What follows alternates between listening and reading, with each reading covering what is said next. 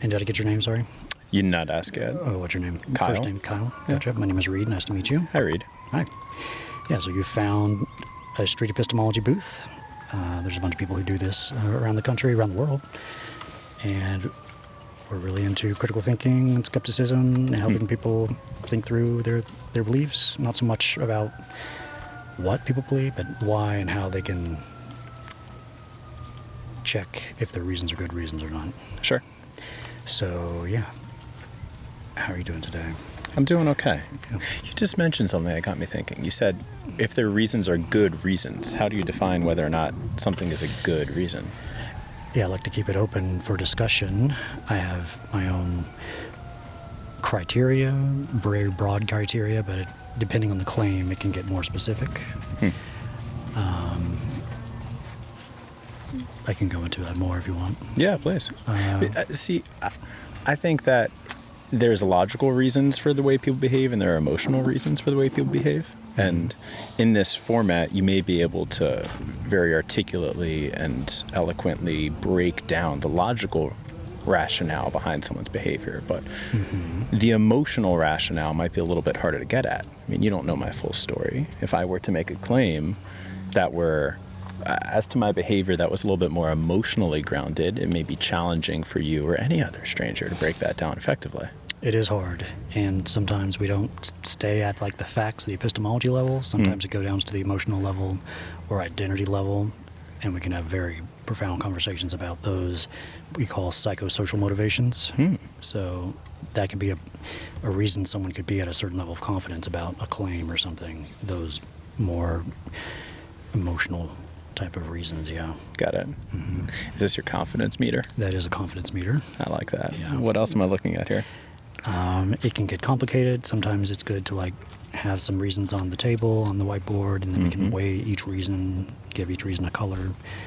Is it like 5 out of 5 blocks of a strength of a reason? Yeah. How many of those on one side or the other?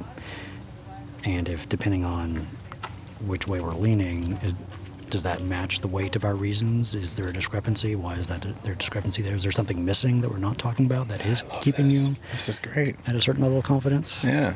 Yeah. I feel like a lot of people, decisions in life are oftentimes non-binary. You randomly come across a fork in the road where it's a clear decision to go one way or another. There are multiple different avenues. And I think maybe it's in the book The Alchemist, where they're talking about the fig tree and how there's someone laying up and looking at the fig tree, and each fig represents all the different lives that they can lead if they went and tried that one fruit or went down that one path. I may be completely misinterpreting the meaning of that story, but that inundation of choice, I think, kind of paralyzes some people. And this format of just talking with somebody who I imagine is unbiased and is hypercritical and thoughtful may enable people to not be paralyzed by all the choices that they have ahead of them. So I commend you for doing this. Right, yeah. Choices can be hard. It can be very complex what goes into them. And yeah, and another part of street epistemology is like I'm in the role of like a questioner. So I'm trying to mitigate my own bias by not giving my perspective unless people ask.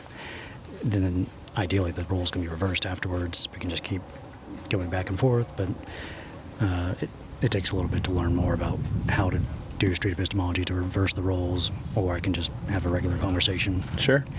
But how has the strengths of your relationships evolved ever since you started practicing this?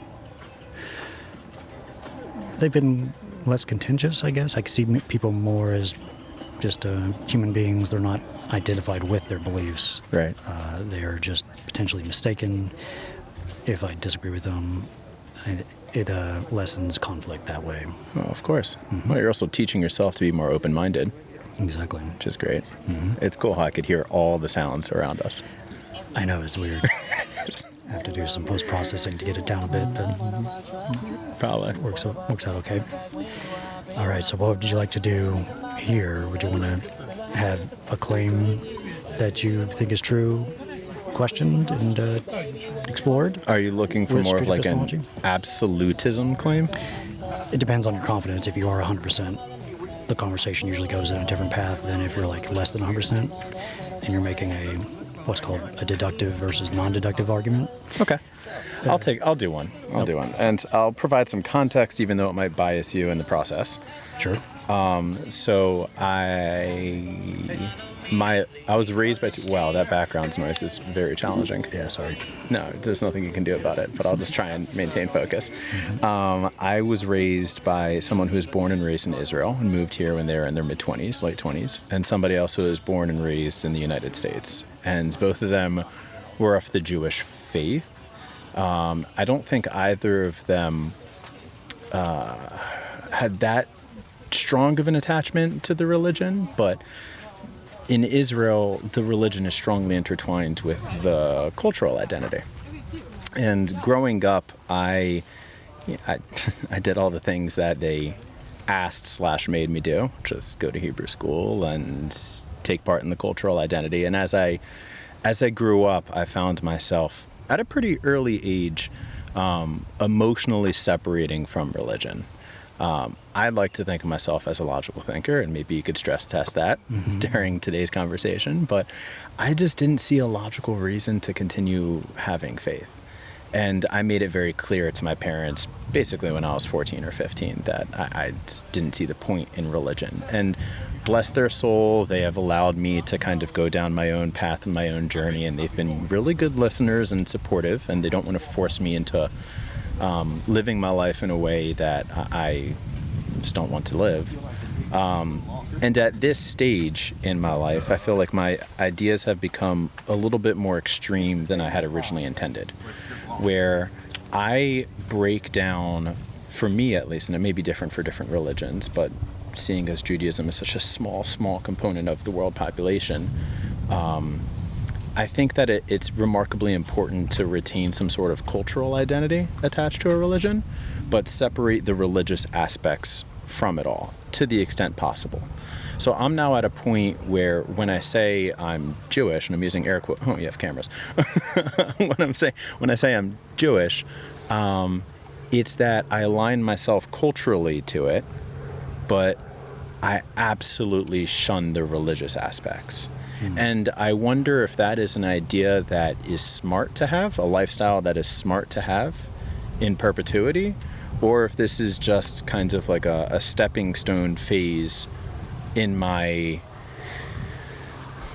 religious beliefs that they'll evolve at some point in time. Let's say a life event happens, or I grow up, I become more mature, and I am not viewing religion the same way. So maybe you could help me with my own path in enlightenment and religious belief, and help me kind of fast forward through this stage.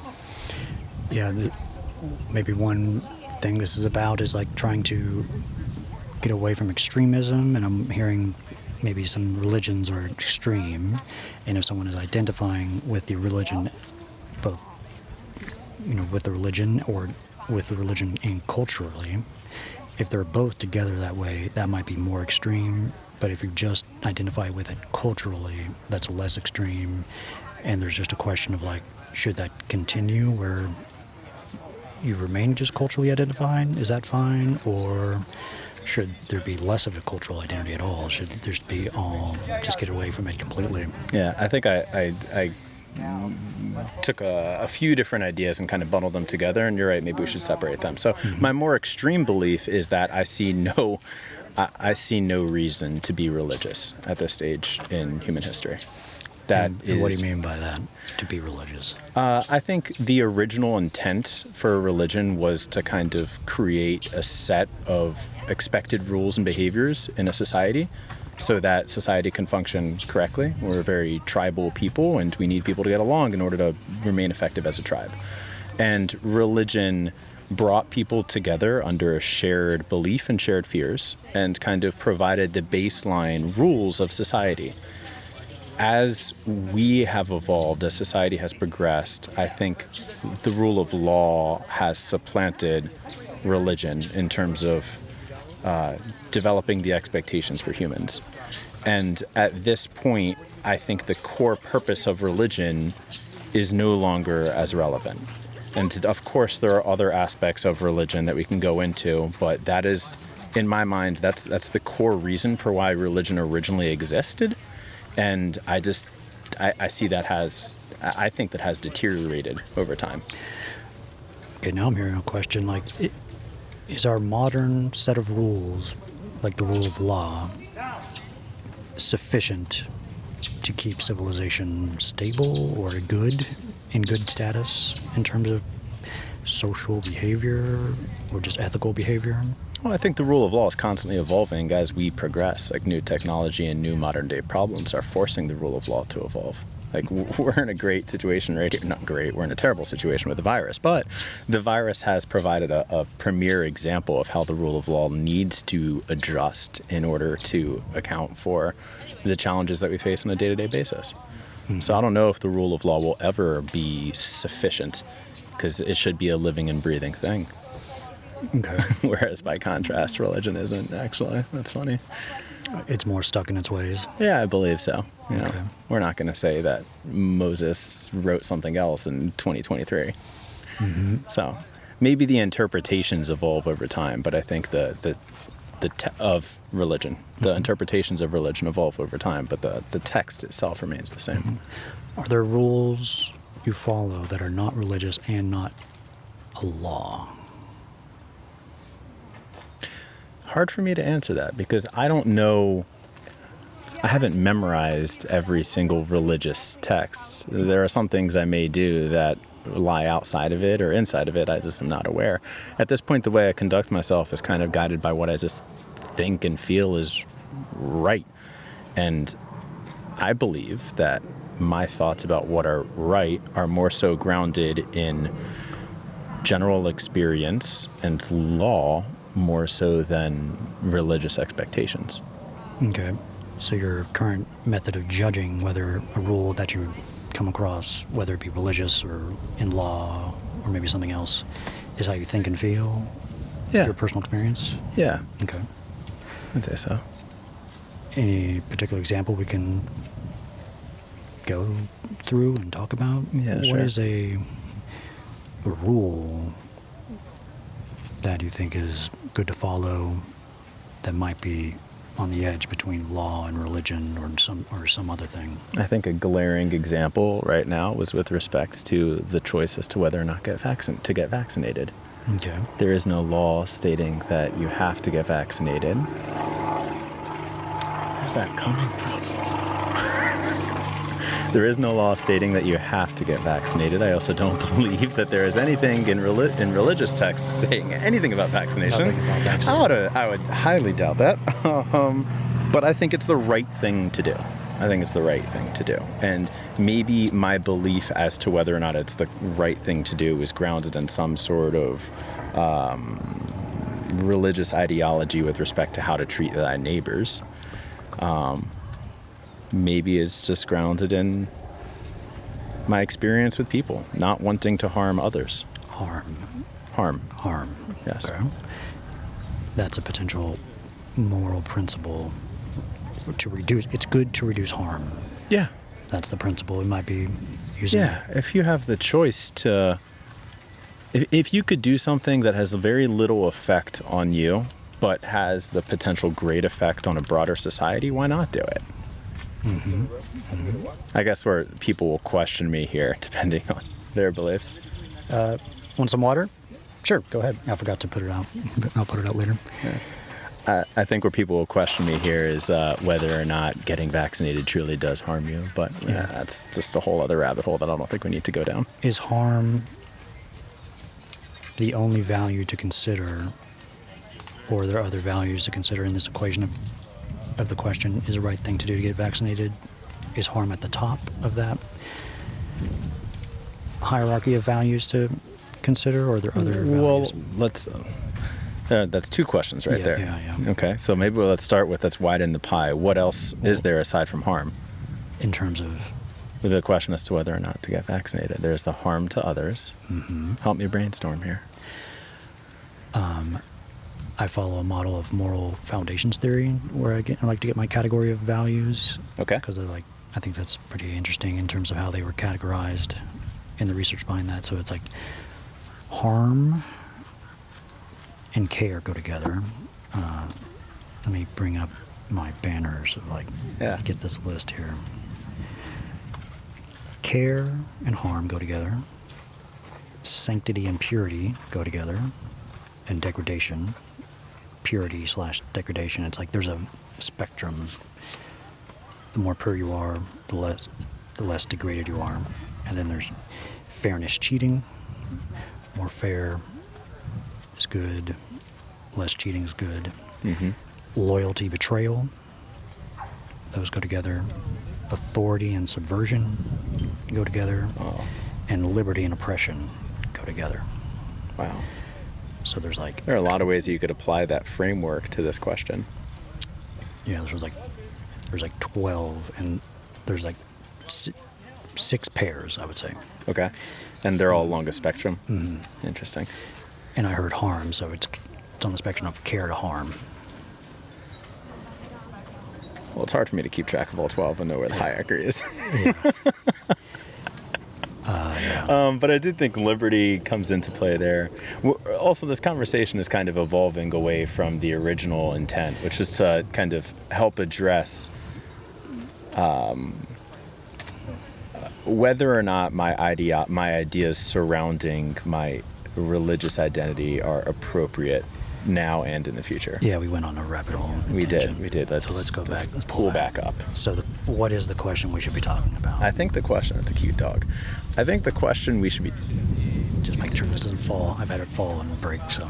gotcha. I think the question we should be talking about is whether it's okay for me to mentally separate religion into its cultural aspects and its religious aspects, and consider myself Jewish if I just align with and frankly respect the cultural aspects of it, while simultaneously shunning the traditionally observant religious aspects of it. Mm-hmm. Is it possible for me to consider myself Jewish if I just do one and not the other? Yeah, we can talk about you individually if a question should be considered for you, or should we universalize it? Let's universalize it. It could be should all religious people just be culturally religious?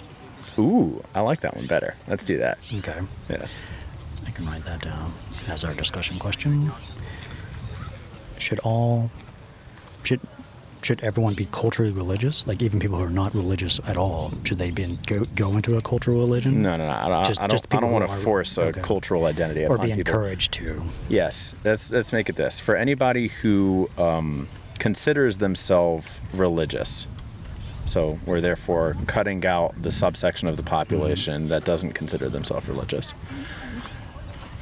For anybody who does, would it be better for society if they only identified with their faith's culture and not the religious observance, traditionally religious / observant components of it? Yeah, so it's maybe this is fair. Should all religious people just be culturally religious? Yeah, Is perfect. that fair? Now that we have our question, I'm going to grab a water. Sure, So, go ahead. quick break. I think there's big bottles at the bottom there. Perfect.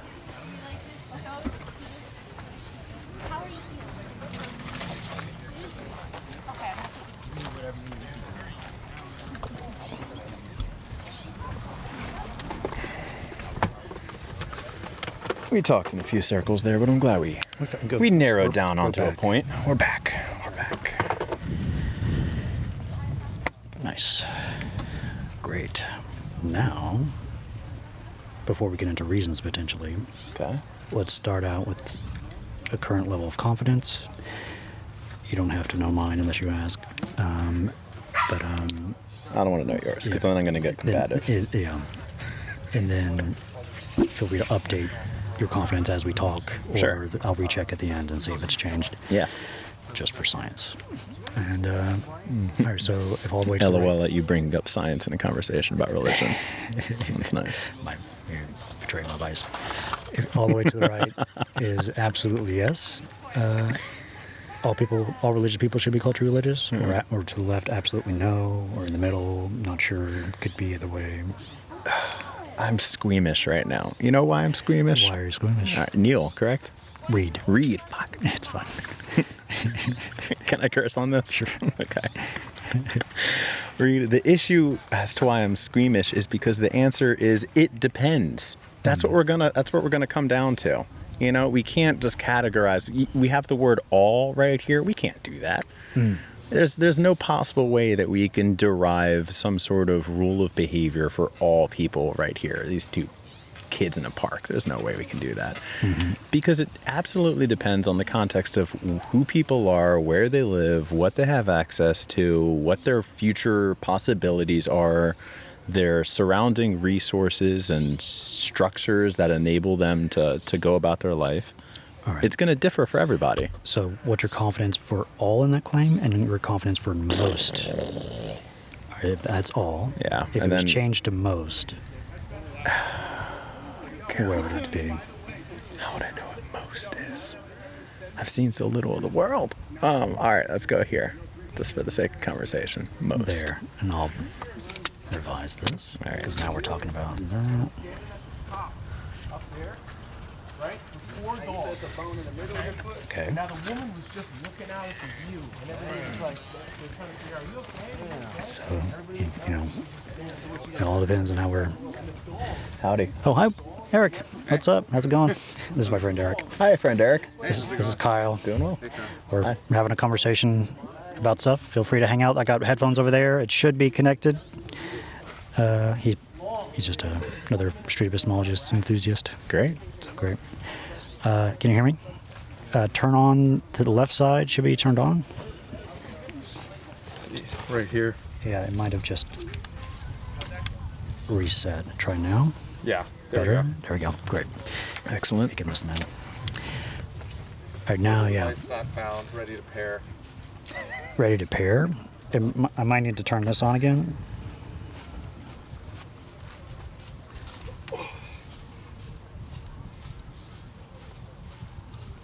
It might take a second to connect. Testing. Connected. Connected. There we go. There we go, got it. Great. Perfect. And if you're like on a time limit, feel free to set a time. I'm not. You're cool. I'm not. All right, yeah. So it's funny how confidence can change depending on how we're Defining forming the question. target market. Yeah. All right, so that's your level of confidence now. Great. So now, with street epistemology, we like to ask people for their main reason or main reasons, and I want to make sure they're actual, real reasons that influence your confidence. So, what would be? It's hard to do that, but at least we could try. There's ways to kind of get at that. Sure. All right. So, what would be My reasons some why reasons? most people should be culturally religious. All right, let's break this down because there are push and pull factors here, and there are 2 components to this. Because component number 1 is people should identify more with a culture and less with a religion. So I'm making an argument that culture is important and religion is not. Culture is important. And religion is not. I'm also, if we're really digging into this, which I guess is the point of this conversation, I'm also making the point that the 2 don't influence one another, that we could effectively separate culture from religion. And that's where I think my argument is weakest. Religion does not influence culture, or culture does not influence religion. I think both. Yeah, it's a 2-way street. Okay. These are just some premises to put into an argument at some point. Sure. Culture does not influence religion. Culture is important. Religion is not important. Yeah. And that right there is 2 separate arguments. Yeah, so if we had a reason that began with the phrase religious people, how would we end that phrase to make it a reason? Well, I don't want to target religious people in general. I'd It's rather just just that's talk in about the- religion. That's in the question. Yeah. Yeah. I might need to rewrite the question. Okay, we can change it.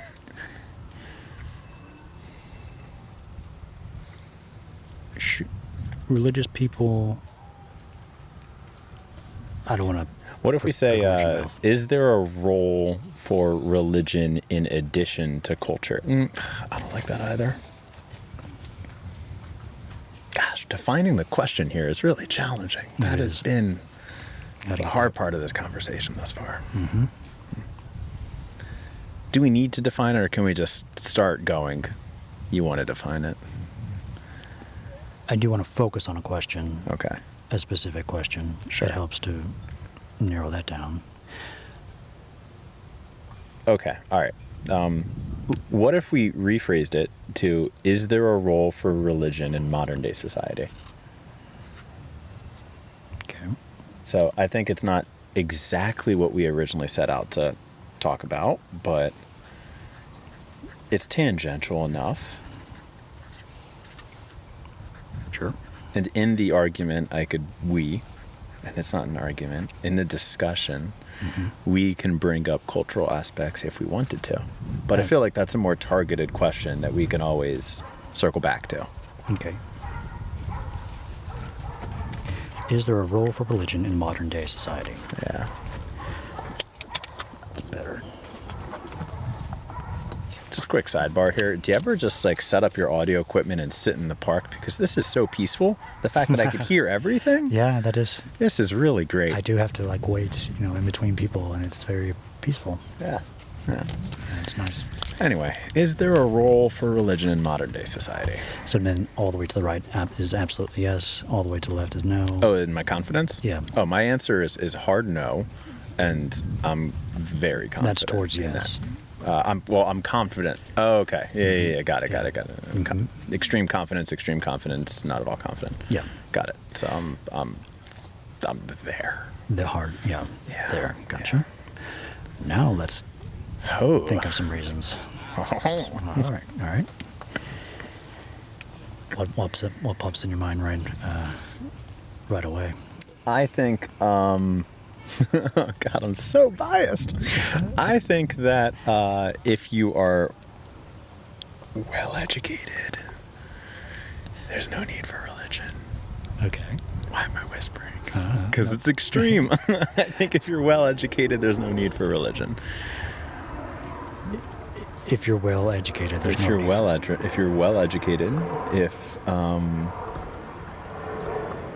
if you have a respect for law and just a general empathy for others, and I understand the irony in me saying, or me indicating that I have empathy for others after making such a bold claim about religious people, but I think that if you are well educated, you have empathy for others, and you respect the rule of law, then, and maybe like a fourth characteristic that I just haven't thought of yet, then there's really no need for religion. What I'm hearing you say is religion is not needed. No, I don't think so. That would be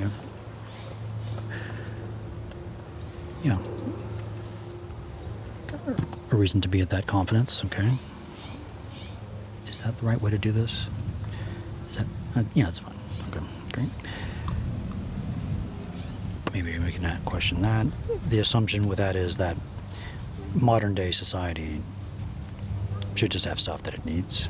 Well, I think that I want to address that in 1 second. But first, I also want to just make the claim that I think over the last 300 years, religion has done more harm than good. And we are anchored to it. We feel an obligation to remain religious because that is what our parents and our grandparents did. But the honest truth is I think it holds us back. And education and a respect for science and technology and innovation and engineering and math and everything related to education will kind of hopefully break us from the shackles of religion. So that is my extremist belief. That said, what was I gonna bring up? Religion's not needed in modern society. It's done more harm than good. Is it fair to say religion is harmful as a reason? I think religion is harmful. Okay. Maybe not religion itself, but what it makes people do. And just like, great example, very topical. If we just look at Texas right now, pretty classic for an LA kid to be shitting on Texas, but if we look at Texas with their abortion laws that recently came out that are so just counterintuitive to me. And I feel like the rationale is definitely rooted in some sort of religious ideology. But if people had empathy for others, then they would allow women to make their own choices. Yeah, a reason for this reason is the abortion laws. Well, that's an outcome of that. Yeah. Great. So I think religion is harmful. I think it's not needed. Okay. And I think it is used as a distraction from logic. So, in my mind, it is logical to allow women to have abortions. If you take a look at states where abortion access is not hindered in any way, you have a lower rate of teen pregnancy. And then obviously you don't want teens to get pregnant because it's terrible for the economy and for their lives and for the future of their children and their own life. But like, if you take a look at, I would say there's a high degree of correlation between people who don't want to get vaccinated and religious fanaticism.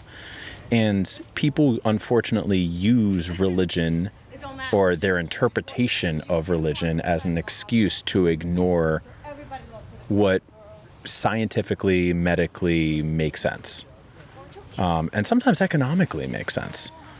So I think in that sense it is harmful, and it kind of it shackles us to archaic beliefs that, in my opinion, have no role in modern day and future society.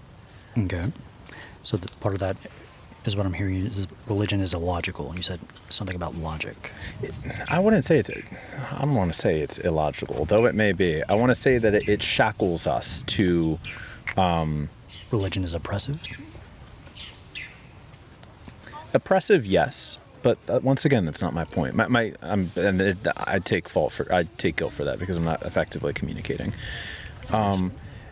I'm saying that people use religion as an excuse to blindly reject ideas that are proven effective based off of math, science, logical reasoning. It is kind of a tether to the past that provides some sense of security, but unfortunately hinders us from launching into the future. Religion holds back progress? There you go. That's what I'm talking about. That's okay. That's what I'm hearing. There we go. Okay. Great. Not great. Terrible, actually.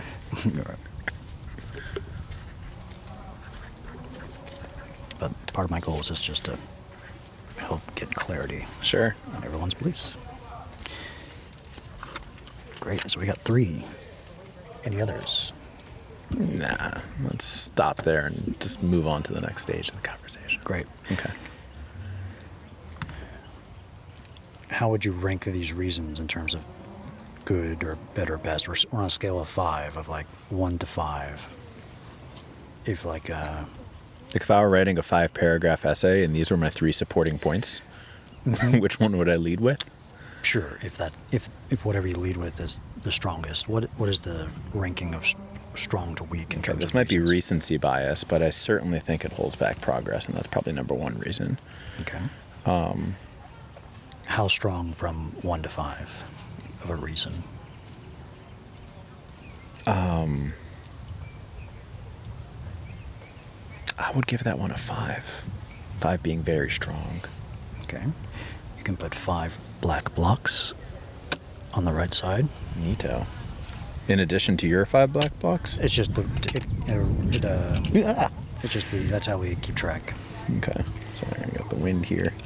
of how much we have. All right. And then religion is not needed will probably be the weakest of my arguments, I would say, because that is more of an opinion. Well, I guess all of these are opinions, but it's harder for me to Okay. back that one up. You want me to put 5 here? In here. Oh, neat. Okay. I would say religion is not needed. I'll give that one a 2 or a 3. Okay. 2 or a 3. 2 white blocks. Okay. Religion is harmful. Oh, yeah. Throw a 4 on there. 4. 4 greens? 4 greens. All right.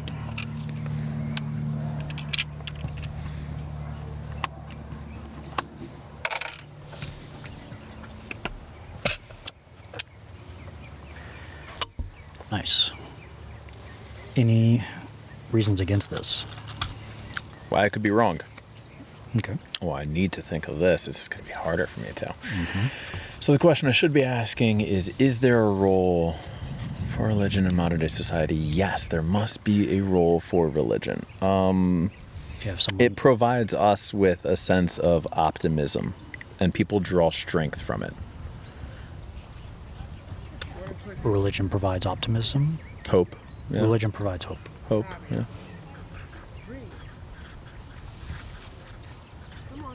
And hope certainly is necessary. Okay. Wait, I need to put it on the other side. How strong of a reason is this? Pretty weak in my mind, because there are other ways that you can draw hope. Religion's not the sole source of hope. No, it's just a very comfortable source of hope for many people. So I want me to do the block thing again? Yeah. All right. Does the color matter here? No. Not really. All right. Well, you're getting a 1. That's what you get. Those aren't magnetic. I have the magnetic versions. Just Want to do kidding. red? And that would be on the opposite side. Oh, right. Wake up, kid. Religion All right. provides hope. So have we mapped out what your thoughts are on no, this? no. We could think of one other reason people were religious. Come on, I'm not quitting that easily. Okay. Do you want to help me out here, or am I doing all the thinking? You're just guiding the conversation? Oh, yeah. Well, I don't want to bias with the I don't bias your views. with my Killing me, views. Smalls. All right, fine. Why else would religion be needed?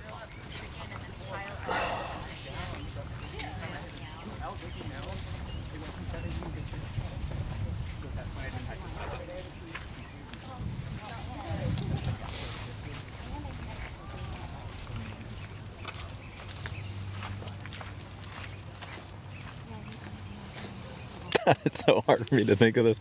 I hold this idea, this belief so strong in my head. Let's leave it at this. And hey, if you have one that you could add here, I know you're just trying to remain unbiased, but please just hook it up.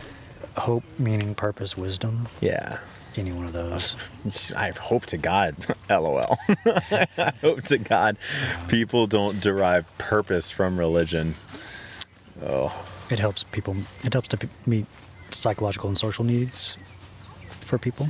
But there are other ways to achieve or to obtain what religion grants from a psychological and social perspective. So I also think it's an unhealthy way to obtain or to obtain those social and psychological needs. What could you learn or find out to change your confidence? What would need to be true? That is a great question to ask. It's a great leading question. It also forces me to be self-critical.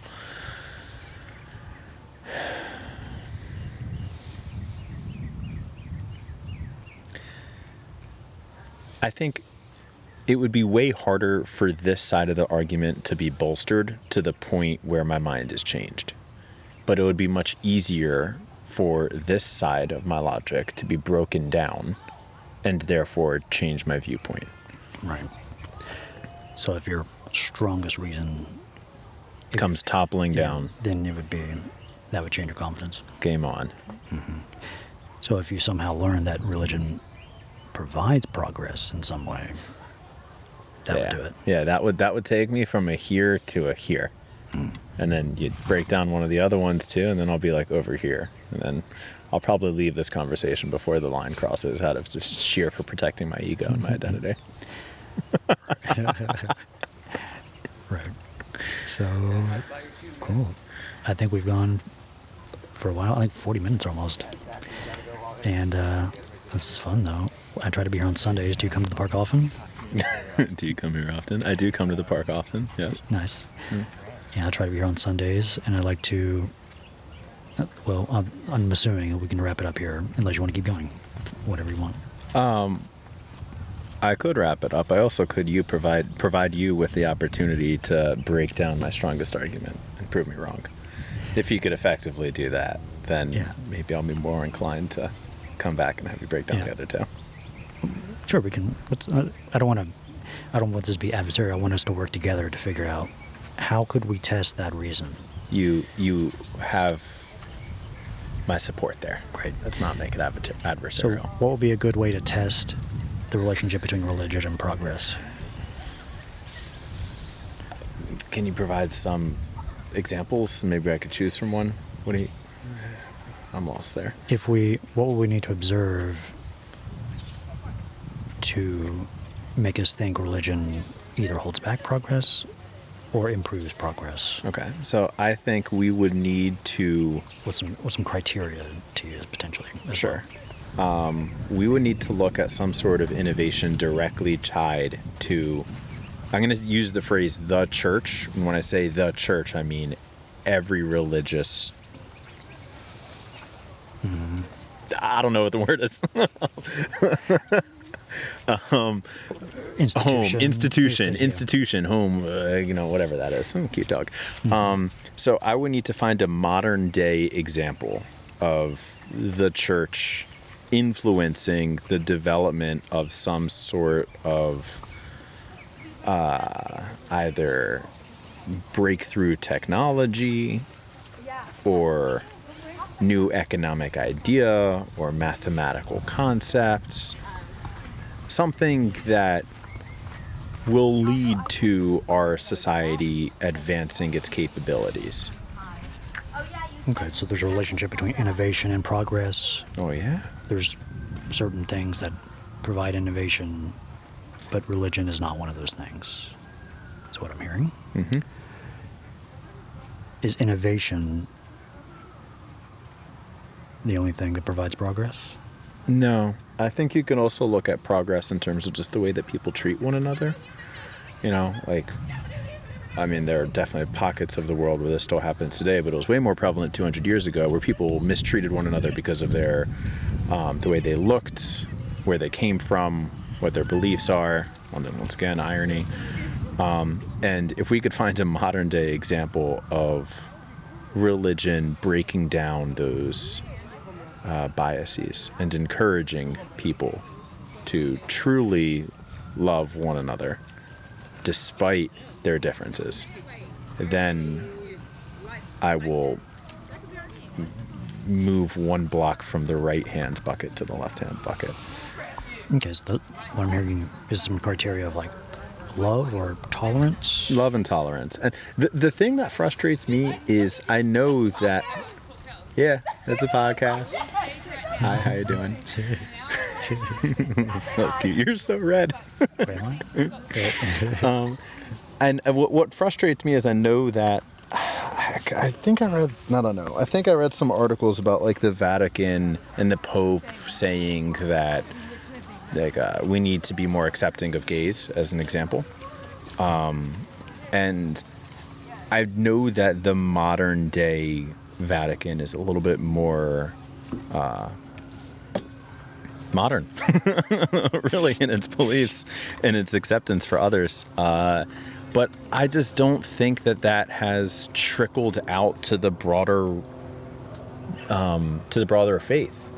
I still, unfortunately, see very religious pockets of the country, and just videos of churches where people are just spouting utter bullshit about how to treat one another, and it's just wrong. Mm-hmm. It's just wrong.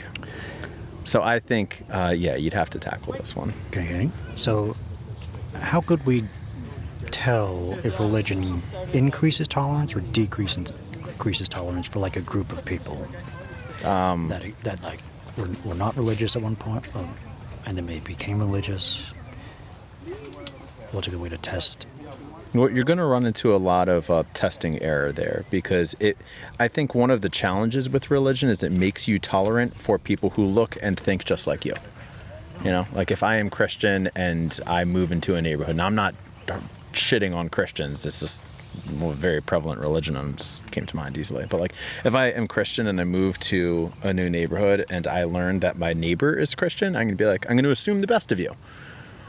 And it makes me very open-hearted and open-minded to somebody who is similar. Birds of the same feather flock together, which goes back to like callback to why I thought religion originally was, invented, because we're a tribal people. We need to kind of come together as a society. But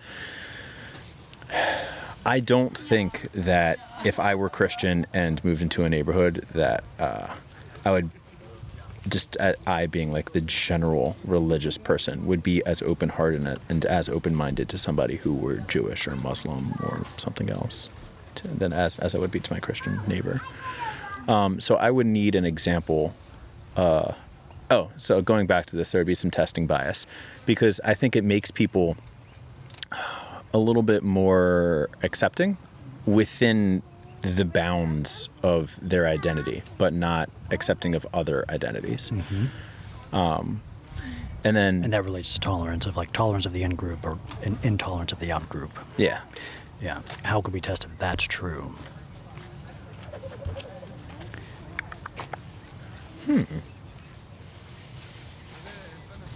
I do not know. I do not know. Cool.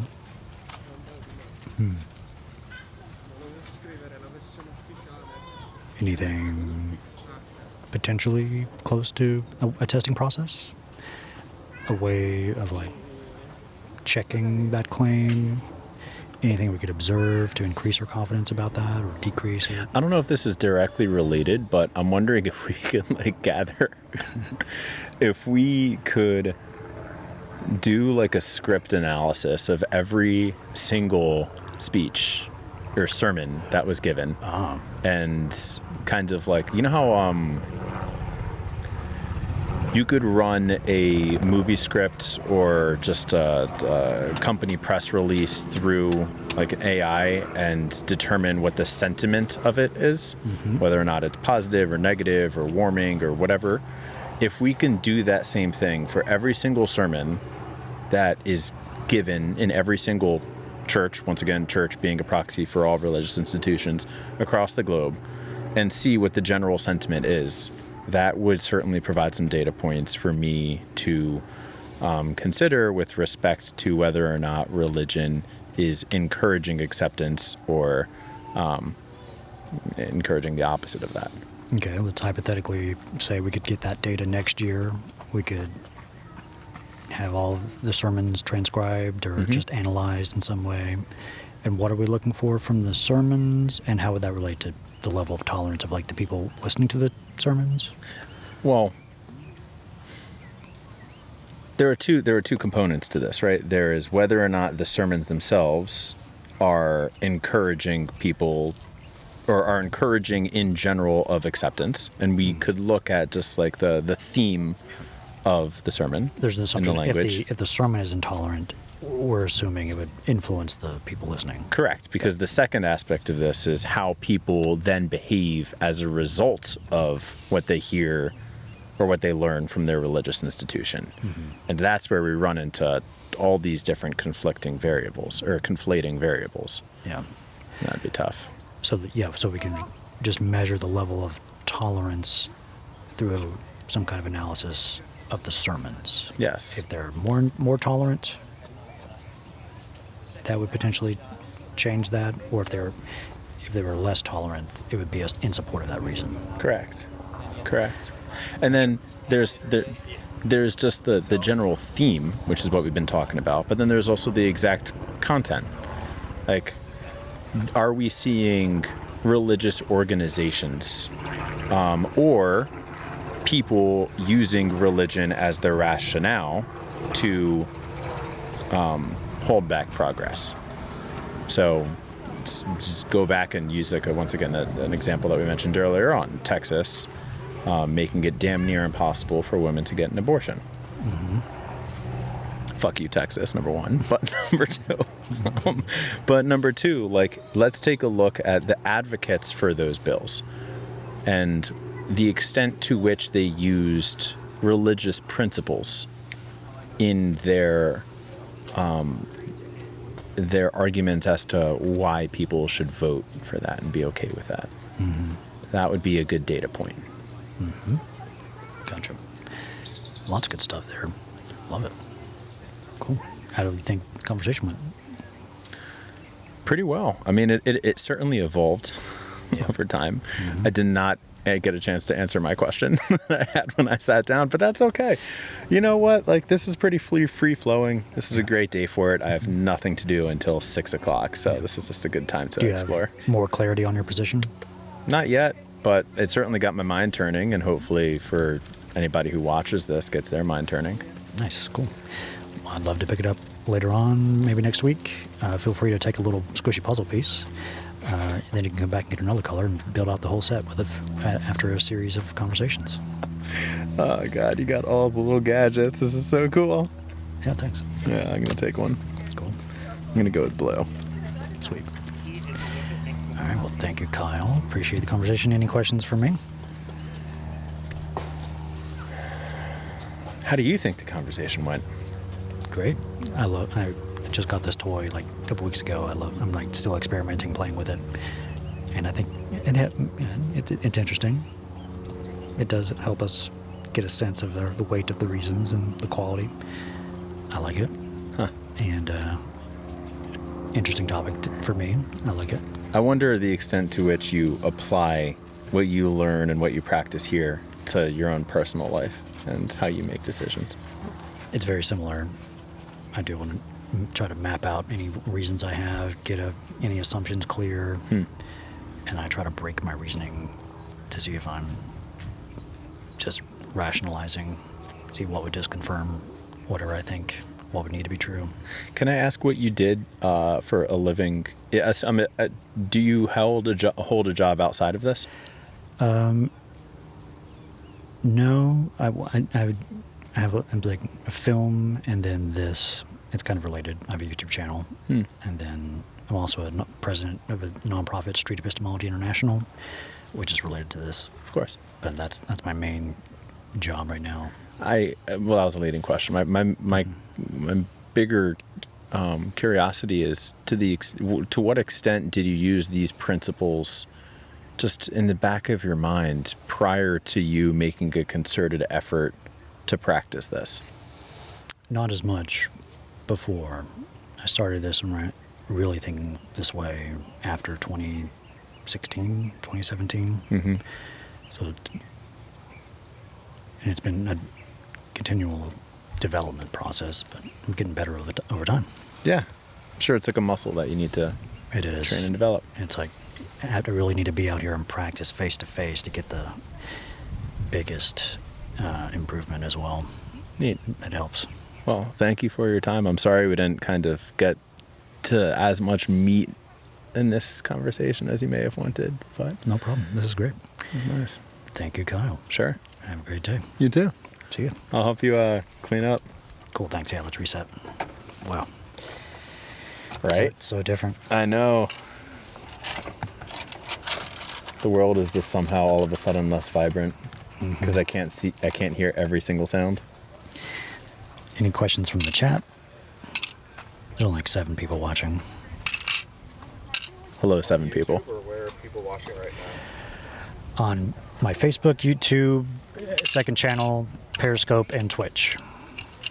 Oh, geez. Hi, friends. And these can go. I'll go back over here.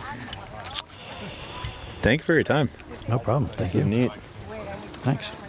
Yeah, and feel free to look up Street Epistemology online. There's a website. You can learn how to do it yourself. Cordial curiosity. Well named. Have a fantastic day. You too. Appreciate it. Appreciate it. Not if you okay with this? Yeah. All right, take care. Thanks.